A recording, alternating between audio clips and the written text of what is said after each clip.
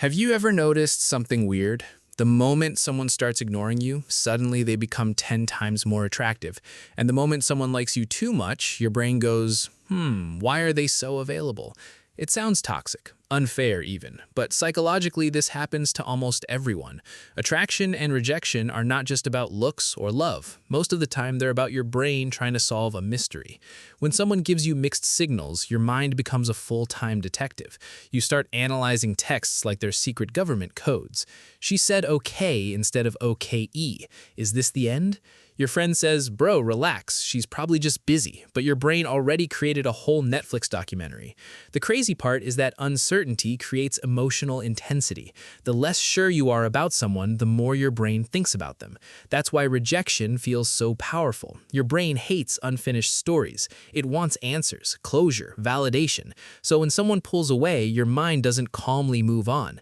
Instead, it starts asking dangerous questions like, what did I do wrong? Was I not enough? Why were they interested before? And suddenly you're emotionally attached to someone who once replied with LOL.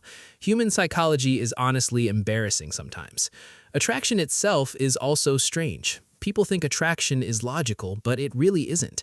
You can meet someone who is perfect on paper, kind, attractive, emotionally mature, and still feel nothing. Meanwhile, another person ruins your peace for 6 months because they smiled at you twice. Why? Because attraction is deeply connected to emotion, familiarity, timing, and even insecurity. Sometimes we're attracted to people who feel emotionally unavailable because our brain mistakes emotional challenge for emotional value. Basically, if it's hard to get, our brain assumes it must be important. It's like ignoring a random notification all day, but the moment someone unsends a message, now you suddenly need to know. Your brain loves what it can't fully have. And rejection?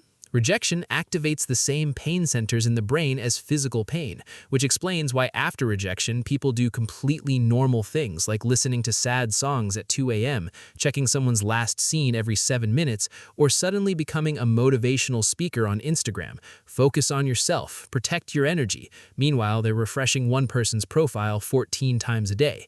But rejection doesn't always mean you weren't valuable. Sometimes people reject others because they're confused, emotionally unavailable, or simply not ready. Sometimes two people can genuinely like each other and still not work. That's the painful part nobody talks about. We want attraction to feel simple. We want clear answers, but human emotions are messy. One day someone wants attention, the next day they want space. One minute they miss you, the next minute they need time to think.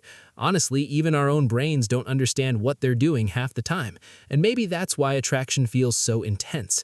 Deep down, everyone wants the same thing, to feel chosen. Not tolerated, not convenient, chosen. That's why rejection hurts the ego so much. It makes people question their worth instead of simply accepting incompatibility. But someone not liking you doesn't automatically reduce your value. If one person